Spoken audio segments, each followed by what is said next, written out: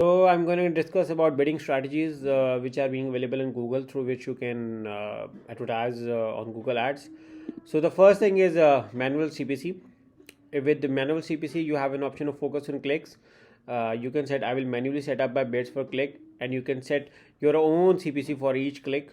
There's an also option of enable enhanced CPC, where Google feels like if a user is likely to convert, they can go up to 30% more with your desired budget. For instance, my budget is $1, but Google feels like the user is likely going to convert. They can spend like up to $1.3 to make sure that they do not lose a confirmed conversion.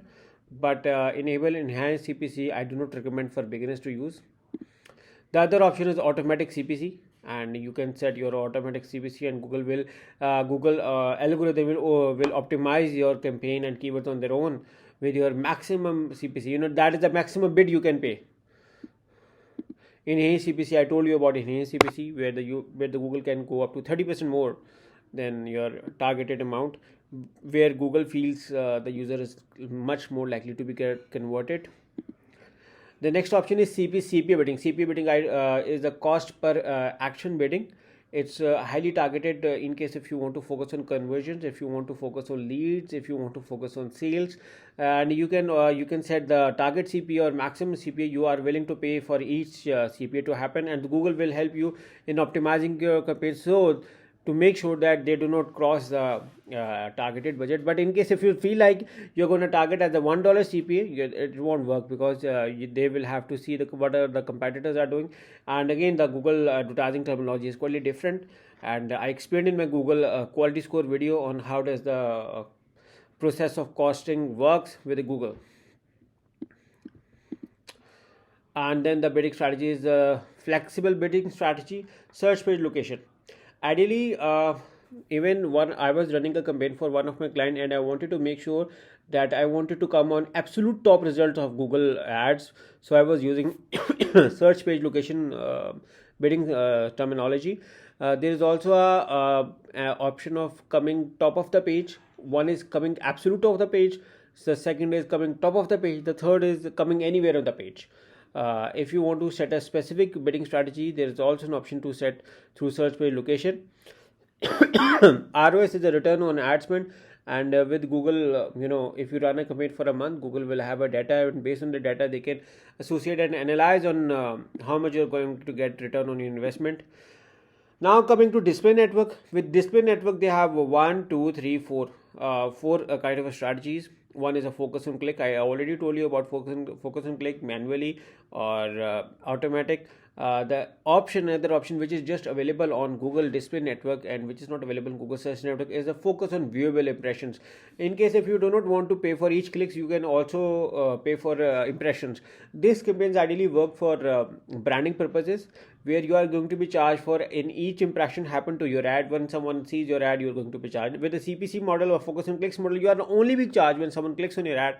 So both have different goals. Focus on conversions, again I told you, like CPA, you are being charged when someone take an action. And select a flexible bidding strategy, I told you, if you want to come on the top of the page, absolute top of the page, or anywhere of the page, you can through this display network.